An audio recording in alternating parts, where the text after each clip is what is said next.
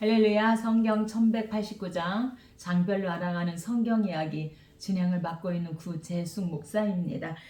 지난 시간에 이어서 민수기 함께 해보도록 하겠습니다. 민수기는 하나님께 대한 불신과 불순종의 결과가 어떤 것인가를 말씀해 주고 있습니다. 하나님께서는 그의 백성을 징계하시지만 그들의 변덕스러운 변절에도 불구하고 하나님의 그 언약적 약속을 끝까지 신실하게 지키시는 하나님을 또한 발견할 수가 있습니다.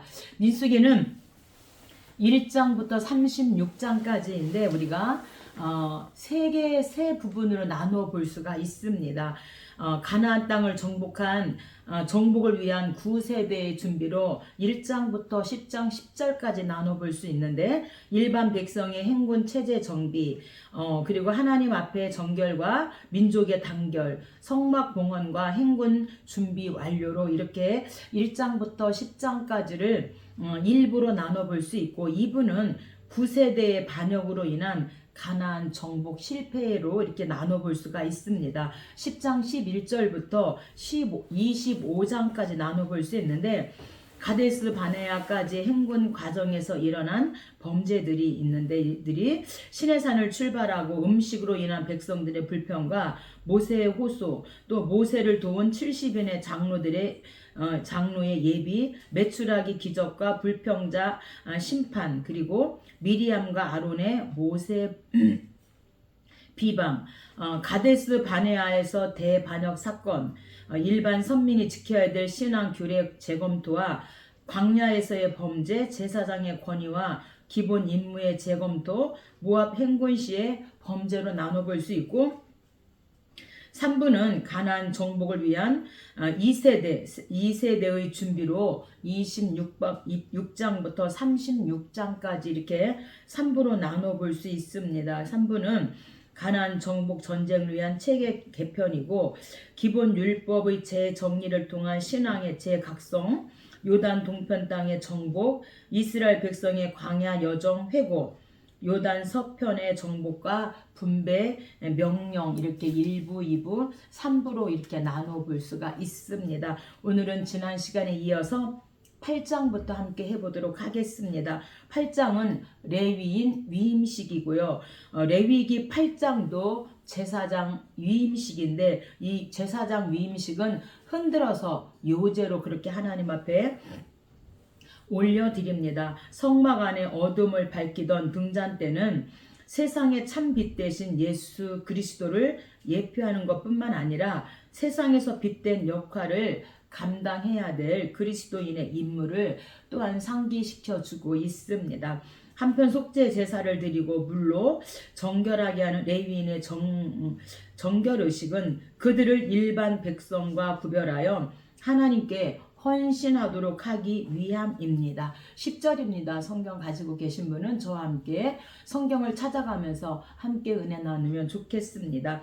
레위인을 여호와 앞에 나오게 하고 이스라엘 자손이 그들에게 안수하게 한 후에 아론이 이스라엘 자손을 위하여 레위인을 흔들어 바치는 제물로 여호와 앞에 드릴지니 이는 그들에게 여호와께 봉사하기 위함이라 해서 레위인 이제 위임식을 하는데 요제로 흔들어서 그렇게 하나님 앞에 바칩니다. 그래서 여호와께 봉사하게 하기 위함이다 이렇게 말씀하고 있습니다. 9장입니다. 9장은 이제 유월절을 지키는데 두 번째 유월절을 지키게 되어집니다. 그래서 우리가 출애굽기 12장에서 이들이 출애굽하기 이제 직전에 하나님 앞에 유월절을 지키죠. 피가 있는 집은 죽음이 넘어가고 피가 없는 그 애굽에는 이제 모든 장자들이 죽게 되어지죠. 그리고 이스라엘은 이제 가나안을 향한 행군을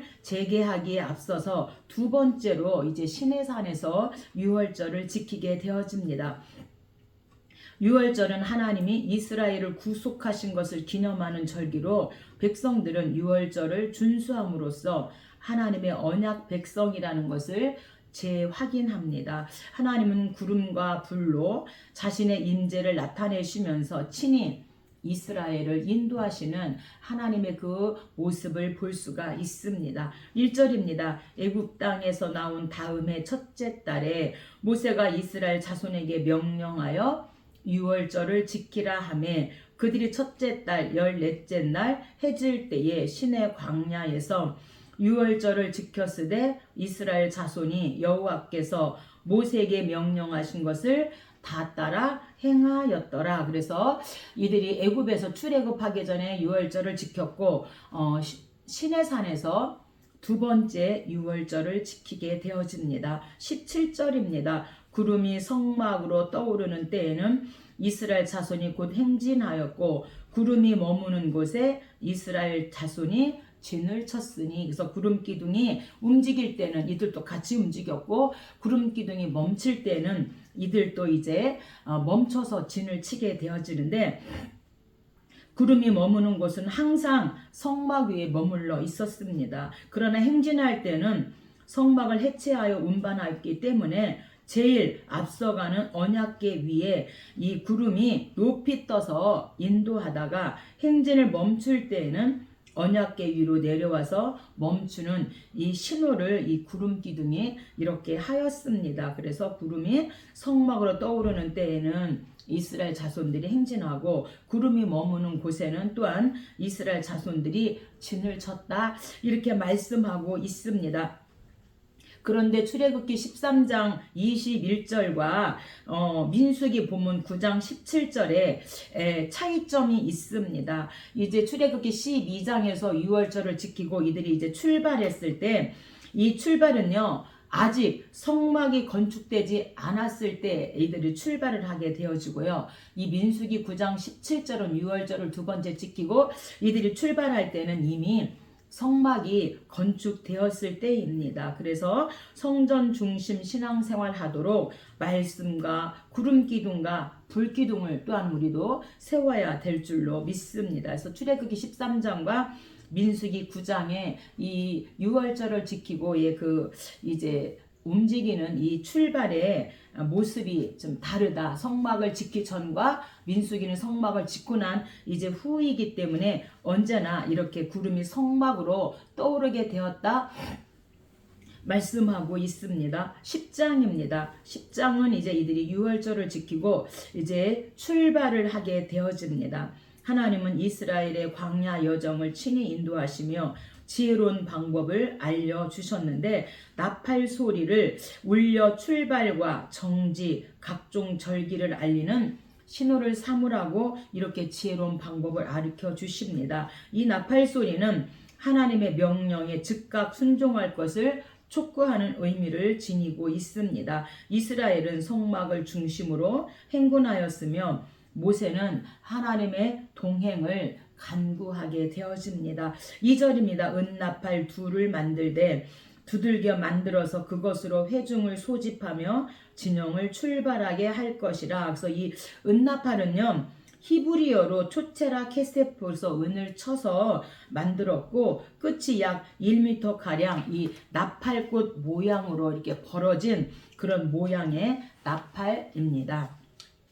3절입니다. 나팔 2개를 불 때에는 온 회중이 회막문 앞에 모여서 내게로 나아올 것이요 하나만 불 때는 이스라엘의 천부장된 지휘관들이 모여서 내게로 나올 것이며. 그래서 이제 이들이 출애굽해서 시내산에서 1년 동안 이들이 이제 움직이지 않고 이제 이들이 있었는데 두 번째 유월절을 지키고 이제 출발하게 되어집니다. 그래서 이들이 이제 이동할 때에 하나님께서 그 방법을 가르쳐 주는데, 나팔 2개를 2번을 이렇게 빵빵하고 불 때는 온 회중이 이제 이렇게 회막문 앞에 모여라. 한 번만 불 때는 주의관들만 이렇게 나와라. 이렇게 그 많은 사람들 다 말할 수 없기 때문에 나팔을 불어서 하나님께서 그렇게 이들이 모일 수 있도록 하나님께서 가르쳐 주십니다. 이 나팔 소리는요 하나님의 전능하시고 장엄하신 음성과 말씀을 상징하고 있습니다. 11절입니다. 둘째 달 스무날에 구름이 증거의 성막에 떠오르매 이스라엘 자손이 시내 광야에서 출발하여 자기 길을 가더니 바란 광야에 구름이 머무니라. 그래서 출애굽 이제 출애굽기 19장 이들이 이제 시내산에 도착해서 10개월 10일 만에 이제 10개월 10일 동안 머물러 있다가 이제 두 번째 유월절을 지키고 이들이 출발을 하게 되어집니다. 그래서 출애굽기 이들이 이제 14장 이제 홍해를 건너고 15장, 16장, 17장, 18장까지는 스에즈만을 중심으로 이들이 시내 광야에 머물렀었다면 이제 시내산에서 10개월 10일 동안 이들이 이제 머물고 이들이 가데스 바냐를 향하여 나아갈 때는 아카바만 쪽으로 이렇게 이제 나아가게 되어집니다. 11장입니다. 11장은 이제 이들이 아카바만 쪽으로 이제 가나안을 향해서 가고 있는데 백성들이 고기 먹고 싶다고 이제 원망하게 되어지는 11장입니다. 출애굽 이후 조금만 힘들어도 하나님께 불평하던 자들이 이제 이 11장에도 언급됩니다. 그들은 하나님의 은총과 인도를 거부하는 자들로서 무서운 불심판을 받게 되어집니다. 이를 목격한 나머지 백성은 하나님을 두려워합니다. 그러나 패역한 백성들은 먹을 것을 가지고 또다시 불평하였고 하나님은 백성들에게 메추라기를 공급해 주시는 백성 원망 고기입니다. 4절입니다. 그들 중에 섞여 사는 다른 인종들이 탐욕을 품음에 이스라엘 자손도 울며 이르되 누가 우리에게 고기를 주어 먹게 하랴. 그래서 섞여 사는 다른 인종들은 히브리어로 아사푸스프, 그래서 이곳에서만 나오는 단어로 오합지졸이라고도 번역하는데 아마도 출애굽 시에 이스라엘 백성과 함께 따라 나선 그런 무리일 것으로 추측하고 애굽의 그 10가지 재앙을 통하여서 하나님 살아계시구나, 그리고 이제 이들을 따라 나왔던 사람들이죠. 그래서 섞여 사는 다른 인종들, 이들 때문에 이제 이들이 탐욕을 품음으로 말미암아 함께 이스라엘 자손들도 이들 따라서 함께 불평하면서 고기 먹고 싶다, 누가 우리에게 고기를 줘서 먹게 할까, 지금 이렇게 하나님 앞에 원망하게 되어집니다.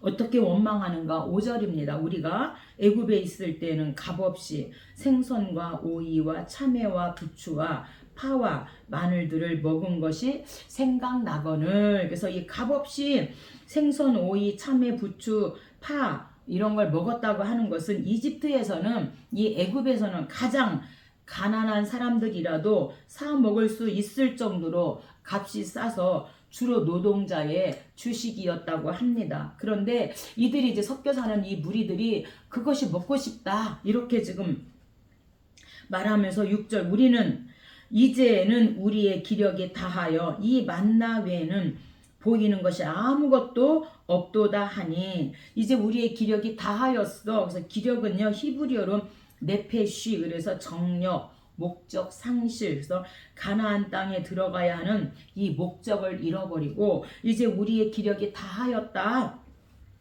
정력이 다했어. 그래서 이들이 목적을, 이 먹는 것 때문에 목적을 잃어버리게 되어집니다. 7절입니다. 만나는 가시와 같고 모양은 진주와 같은 것이라. 모세가 여호와께 여짜오되 어찌하여 이 모든 백성을 내게 맡기사 그 짐을 지게 하시나이까. 이렇게 모세도 여호와 하나님께 이제 여짜와 하나님 앞에 기도하게 되어집니다. 그래서 모세가 불평한 것은 불신앙의 불평과는 다르다는 것이죠. 왜냐하면 모세는 하나님께서 도와주시고 구원해 주실 것을 기원한 목적에서 불평한 것이기 때문에 완전히 이 섞여 사는 이런 잡종들이 한 그런 불평과는 다르다 이렇게 말씀합니다. 12절입니다. 이 모든 백성을 내가 배웠나이까 낳았나이까 어찌 주께서 아이를 품듯 그들을 품고 가라 하시나이까. 이 200만에서 300만 되는 이스라엘 백성들을 이렇게 품고 이끌어 간다는 게 너무너무 힘들었기 때문에 하나님, 내가 이들을 임신했습니까? 내가 배웠습니까? 낳았습니까? 어찌하여 하나님 아이를 품듯 200에서 300에 달하는 이 사람들을 품고 가라고 하십니까? 하나님 고기 먹고 싶다고 하는데 어떻게 합니까? 그러면서 15절 즉시 나를 죽여 내가 고난 당함을 보지 않게 하옵소서. 이렇게 하나님 앞에 중보하며 기도합니다. 여호와께서 모세에게 백성의 장로들과 지도자가 될 만한 자 70명을 모아 내게 데리고 와 회막에 이르러 거기서 너와 함께 서게 하라.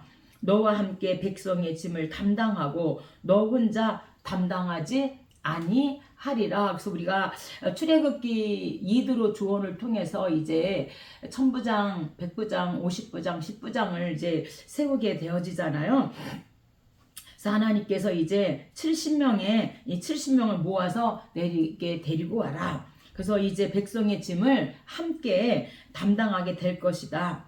18절입니다. 여호와께서 너희에게 고기를 주어 먹게 하실 것이라. 모세가 이르되 이 백성의 보행자가 60만 명이온데 주의 말씀이 한 달 동안 고기를 주어 먹게 하겠다 하시오니. 그래서 60만 명은 20세 이상 전쟁에 나갈 만한 남자들이고 여자 아이 다 합하면 200만, 300만으로 우리가 추정을 하는데 주의 말씀이 한 달 동안 고기를 주어 먹게 하겠다 하시오니 양떼와 소떼를 잡은들 조카오며 바다의 모든 고기를 모은들 조카오리까. 여호와께서 모세에게 이르시되 여호와의 손이 짧으냐? 여호와의 손이 짧으냐? 이렇게 지금 하나님께서 묻고 계십니다. 31절 바람이 바다에서부터 메추라기를 몰아 진영 사방으로 각기 하루길 되는 지면 위 2규빗쯤 내리게 한지라. 하나님께서 이 바람을 통하여서 이 메추라기 역사를 일으켜 주십니다. 이 메추라기는 꿩가에 속하는 새로서 몸 길이가 약 19cm 정도 된다고 해요. 몸의 색깔은 황갈색 검은 무늬가 있는 이 메추라기를 하나님께서 바다의 바람을 통하여서 이들에게 이제 메추라기 고기를 주십니다. 32절 백성이 일어나 그날 종일 종야와 그 이튿날 종일토록 메추라기를 모으니 적게 모은 자도 10호멜이라. 그래서 적게 모은 자도 10호멜은 여기에서 하나님은 자기 백성에게 자신의 권능을 이제 보여주시죠. 그리고 그들의 불신앙을 부끄럽게 하시는 거죠. 고기 먹고 싶다고 불평했는데 하나님께서 넘치도록 주시는 그 하나님을 보여주시고 또한 그들의 탐욕을 증개하실 또한 의도를 하나님께서 보여주고 계십니다. 33절 고기가 아직 이 사이에 씹히기도 전에 여호와께서 진노하사 심히 큰 재앙으로 치셨으므로 그곳 이름을 기브롯 핫다와라 불렀으니 욕심을 낸 백성이 거기 장사함이었더라. 그래서 우리가 하나님 앞에 구할 때 올바른 거 구해야지 올바른 거 구하지 않으면 결국에는 그곳에서 죽게 되었죠. 그래서 욕심이 잉태한 즉 죄를 낳고 죄가 장성한 즉 사망을 낳는다고 야고보서 1장 15절에도 말씀하고 있는데 우리가 하나님께서 만나주시면 만나만 먹고 가야 되는데 고기 먹고 싶다고 불평함으로 말미암아 또 이들이 욕심을 내므로 말미암아 욕심낸 자들은 결국에는 이 원망 때문에 또한 죽게 되어집니다. 12장도요. 원망입니다. 형제 원망입니다. 백성들에 이어 아론과 미리암까지 모세를 비방합니다. 그 표면적 이유는 모세가 이방 여자를 아내로 맞이한 일이지만 실상은 모세가 70명의 장로들과 함께 백성을 다스리게 된 것을 시기했기 때문입니다. 이에 하나님은 이 사건에 직접 개입하셔서 모세의 권위를 지켜주시고 미리암을 나병으로 징계하시는 것을 볼 수가 있습니다. 1절입니다. 모세가 굿수 여자를 취하였더니 미리암과 아론이 모세를 비방하니라. 그래서 이 굿수 여자를 취했다는 본처인 모세의 본처인 시보라가 죽은 후에 모세는 이 에디오피아 여자 이 굿수의 여자와 재혼했을 것으로 추측하고 있죠. 여자는 그 아버지가 할례를 받았거나 본인이 신앙 고백을 하면 유대인으로 인정되었다는 것이죠. 그래서 이 굿수 여자를 취함으로 말미암아 아론과 미리암이 모세를 비방해요. 제가 이 말씀을 준비하면서 마치 정말 이제 모세가 귀족인데 외국 사람과 이제 결혼한 이런 폭이잖아요. 그러면 참 내 자식이 막 정말 훌륭하게 키웠는데 외국인 사람과 여자와 결혼을 했다. 그럼 참 받아들이기가 쉽지 않잖아요.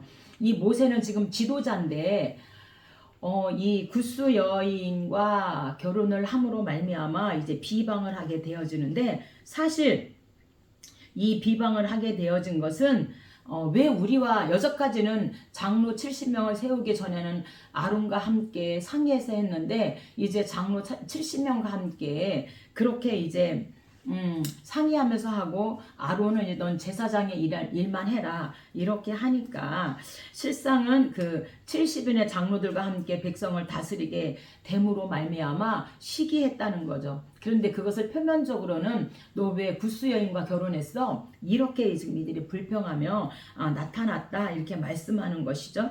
그래서 비방했다는 것은 문자적으로 대항하여 말했다 이런 뜻을 가지고 있습니다. 그들이 이르되 여호와께서 모세와 말씀하셨느냐? 우리와도 말씀하지 아니하셨느냐? 여호와께서 이 말을 들으셨더라. 모세만의 하나님이냐? 우리도 하나님이 말씀하시는데, 이러면서 모세를 대항하며 비방했다 이런 뜻을 가지고 있습니다. 3절, 이 사람 모세는 온유함이 지면의 모든 사람보다 더하더라. 그래서 온유했다라는 것은 아나흐, 그래서 히브리어로 겸손하다는 의미를 가지고 있고요. 여기서는 자기의 주장을 내세우지 않았다는 뜻으로 이렇게 해석할 수 있습니다. 7절입니다. 내 종 모세와는 그렇지 아니하니 그는 내 온 집에 충성함이라. 여호와께서 그들을 향하여 진노하시고 떠나심에 그들을 향하여 아론과 미리암을 향하여 진노하셨다. 10절, 구름이 장막 위에서 떠나갔고 미리암은 나병에 걸려 눈과 같더라. 그래서 이 모세를 비방함으로 말미암아 하나님께서 이 미리암에게 문둥병, 나병이 이렇게 이제 나병을 허락해 주는 거죠. 그래서 미리암은 출애굽기 15장에서 보면 선지자 미리암, 막 이들이 승리 노래, 홍해를 건너고 나서 막 미리암과 모든 여인들이 창화하면서 솟구치면서 그렇게 그 위대하신 하나님을 찬양할 때 선지자 미리암이다 그렇게 말씀합니다. 그럼에도 불구하고 지도자 권위에 도전함으로 말미암아 이 미리암이 나병에 걸리게 되어집니다.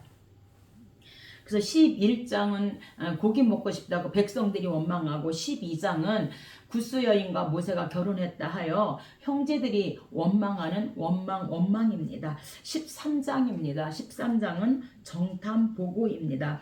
이스라엘 백성이 가나안 땅을 눈앞에 두고도 광야에서 40년을 방황하게 된 가데스 바네아 사건입니다. 이곳에서 하나님은 사람들을 보내어 가나안을 정탐하게 하셨고, 정탐꾼 중 갈렙과 여호수아만이 긍정적인 보고를 합니다. 인간적 안목으로 장애물만 보는 것과 신앙의 안목으로 현실을 즉시하는 것 사이에는 엄청난 차이가 있음을 말씀해 주고, 오늘 저와 여러분도 10대2 이제 정말 믿음의 말을 할 것이냐, 본 것을 가지고 이제 그 불평을 할 것이냐, 우리가 신앙적 안목으로 하나님을 바라보았으면 좋겠습니다. 1절입니다. 여호와께서 모세에게 말씀하여 이르시되 사람을 보내어 내가 이스라엘 자손에게 주는 가나안 땅을 정탐하게 하되 그들의 조상의 가문 각 지파 중에서 주관된 자 한 사람씩을 보내라. 모세가 여호와의 명령을 따라 바란 광야에서 그들을 보냈으니. 17절, 모세가 가나안 땅을 정탐하러 그들을 보내며 그 땅 거민이 강한지 약한지 많은지 적은지와 그들이 사는 땅이 좋은지 나쁜지와 사는 성읍이 진영인지 산성인지와 토지가 비옥한지 메마른지 나무가 있는지 없는지를 탐지하라. 담대하라. 또 그 땅의 실과를 가져오라 하니 포도가 처음 익은 즈음이었더라. 그래서 포도가 처음 익은 즈음은 약 7월 말경으로 그렇게 보고 있습니다. 23절입니다. 에스골 골짜기에 이르러 거기서 포도송이가 달린 가지를 베어 둘이 막대기에 꿰어 40일 동안 땅을 정탐하기를 마치고 돌아와 바란 광야 가데스에 이르러 모세와 아론과 이스라엘 자손의 온 회중에게 나와 그들에게 보고하고 그 땅의 과일을 보이고. 그래서 이제 이들이 정탐한 것을 이제 보고를 하게 되어집니다. 30절 갈렙이 모세 앞에서 백성을 조용하게 하고 이르되 우리가 곧 올라가서 그 땅을 취하자 능히 이기리라 하나 그와 함께 올라갔던 사람들은 이르되 우리는 능히 올라가서 그 땅을 치지 못하리라. 그들은 우리보다 강하니라 하고 거기서 네피림 후손인 아낙 자손의 거인들을 보았나니 우리는 스스로 보기에도 메뚜기 같으니 그들이 보기에도 그와 같았을 것이니라. 그래서 이들이 정탐하고 40일 동안 정탐하고 와서 보고하는데 10대 2로 나눠지게 되어집니다. 그래서 이제 갈렙과 여호수아는 우리는 반드시 올라가면 이길 수 있다.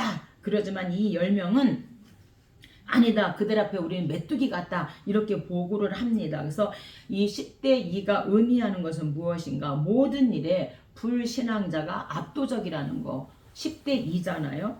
하나님 뜻은 숫자로 결정할 수 없다. 그래서 우리가 그 기드온 사건에서 보면 이제 그 전쟁 때 24,000명한테 다 보내고 300명, 기드온의 300명의 용사와 함께 하나님께서 그 전쟁에서 이기게 하시는 것처럼 하나님의 뜻은 숫자로 결정할 수 없다. 근데 그런 믿음이 10명에게는 없었다는 것이죠. 또한 하나님의 뜻은 믿음과 비전의 사람을 통해서 이루시지 이런 아무리 이들이 지도자라 할지라도 믿음 없는 사람을 통해서 일하시지 않는다는 것을 보여주고 있고요. 또한 신명기 1장 21절로 26절에 보면 뭐라고 말씀하시냐면 하나님께서 이 땅을 너희 앞에 두셨은즉 이 가나안 땅을 너희 앞에 두셨은즉 너희 조상의 하나님 여호와께서 너희에게 이르신 대로 올라가서 차지하라. 두려워 말라 주저하지 말라 한즉 너희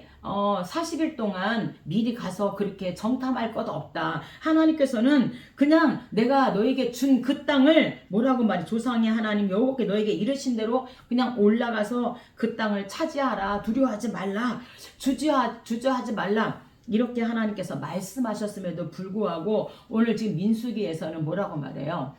우리가 가서 정탐을 해야 되지 않겠습니까? 이렇게 지금 말하는 거죠. 이 신명기 1장 22절 너희가 다 내 앞으로 나와 말하기를 우리가 사람을 우리보다 먼저 보내어 그 땅을 정탐하고 어느 길로 올라가야 할 것과 어느 성읍으로 들어가 할 것을 우리에게 알리게 하자 하기에 처음에는 하나님께서 그냥 올라가라. 두려워하지 말아라. 주저하지 말라. 하나님께서 말씀하셨음에도 불구하고 22절에 보니까 신명기 1장 22절에 뭐라고 말해요? 나와 말하기를 우리가 사람을 우리보다 먼저 보내서 정탐을 하게 해주세요. 어느 길로 올라가야 할지 어느 성읍으로 들어가야 할지 정탐하고 우리가 알고 가야 되지 않겠습니까? 이렇게 말한 거죠. 26절 그러나 너희가 올라가기를 원하지 아니하고 너희 하나님 여호와의 명령을 거역하며 반드시 그냥 두려워하지 말고 올라가라 그랬는데 이들이 하나님 말씀을 듣고 올라가기를 원하지 않고 우리 먼저 정탐하게 해주세요. 이렇게 했다는 거예요. 그래서 그렇게 정탐꾼을 보낸 결과가 10대 2로 나누어지게 되어집니다. 그래서 우리는 그들 앞에 메뚜기 같습니다. 이렇게 지금 이 반란이 이제 14장에서 이 정탐 보고를 받고 14장에서 백성 반란이 일어나게 되어집니다. 정탐꾼들의 보고를 들은 백성들은 모세를 원망하고 다시 애굽으로 돌아가기로 결심합니다. 이는 그들을 가나안 땅으로 인도해 들이시겠다고 하신 하나님의 그 약속을 믿지 않고 정면으로 하나님을 거스리는 행위를 하게 되어지죠. 이들을 모두 진멸하려 하신 하나님은 모세의 그 필사적 중보 기도를 들으시고 진노를 거두시게 되어집니다. 1절입니다. 온 회중이 소리를 높여 부르짖으며 백성이 밤새도록 통곡하였더라. 이스라엘 자손이 다 모세와 아론을 원망하며 온 회중이 애굽 땅에서 죽었거나 이 광야에서 죽었으면 좋았을 것을 어찌하여 여호와가 우리를 그 땅으로 인도하여 칼에 쓰러지게 하려 하는가? 우리 처자가 사로잡히리니 애굽으로 돌아가는 것이 낫지 아니하랴?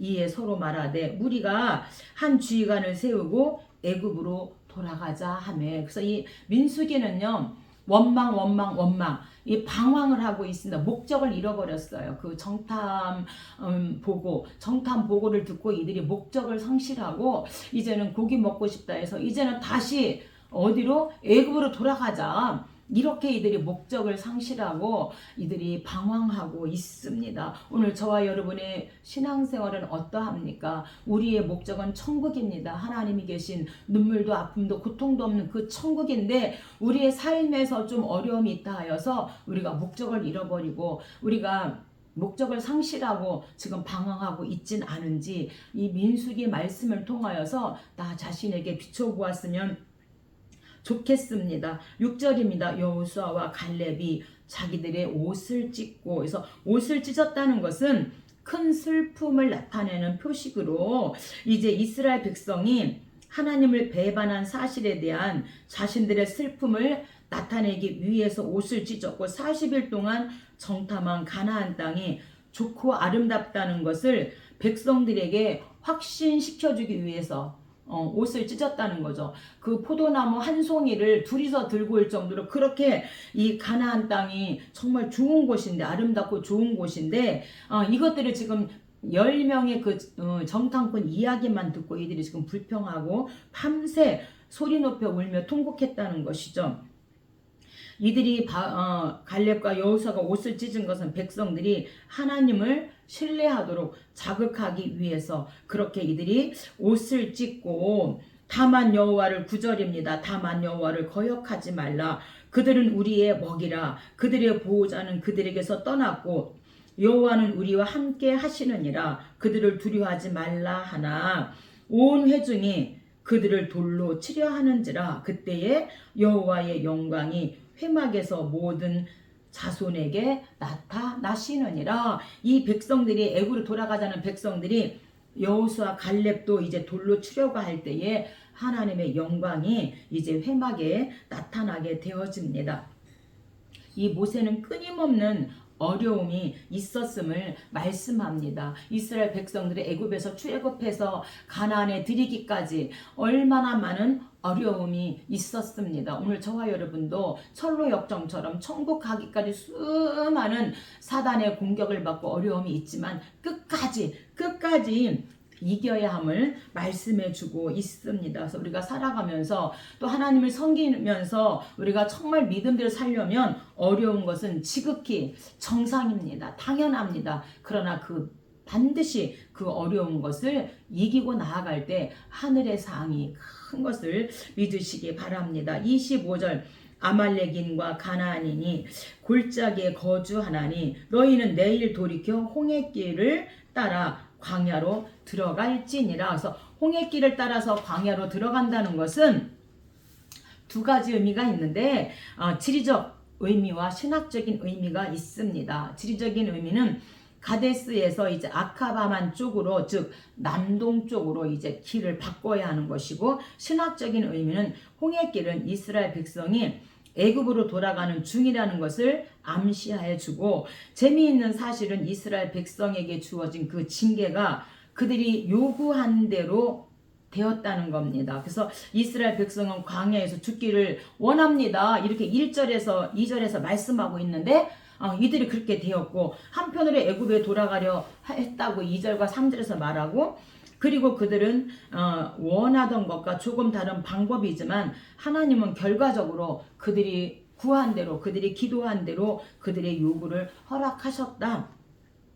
34절 너희는 그 땅을 정탐한 날수인 40일의 하루를 1년으로 쳐서 40년간 너희의 죄악을 담당할지니 너희는 그제서야 내가 싫어하면 어떻게 되는지를 알리라 하셨다 하라. 그래서 이 14장이 백성 반란인데 결국에는 이들이 이제 가데스 바네에서 가나안 땅에 정말로 갈 수 있는 일주일이면 갈 수 있는 그럼에도 불구하고 이들이 원망함으로 말미암아 두 번째 유월절을 지키고 이들이 시내산에서 떠나서 이제 가데스 바네아의 진을 쳤기 때문에 1년 하루를 1년으로 계산한 40년 두 번째 유월절을 지켰기 때문에 38년 동안 가데스 바네아에서 이들은 정말로 고난을 당하게 되어지고 1세대들은 하나도 들어가지 못하게 되어지고 여호수아 갈렙만 이제 2세대들과 함께 가나안 땅에 들어가는 14장 백성 반란입니다. 그래서 11장도 백성들이 원망하고 고기 먹고 싶다고 12장에서 형제들이 모세가 구스 여인과 결혼했다고 원망하고 계속해서 원망 불평하다가 결국에는 이들이 가데스 바네아에서 38년 동안 머무르게 되어지는 가슴 아픈 일이 있습니다. 오늘 저와 여러분 정말로 원망하지 말고 정말로 하나님만 바라보고 우리가 긍정적인 그런 믿음으로 우리가 나아가면 좋겠습니다. 오늘 여기까지 하고 다음 시간에 함께 하도록 하겠습니다. 감사합니다.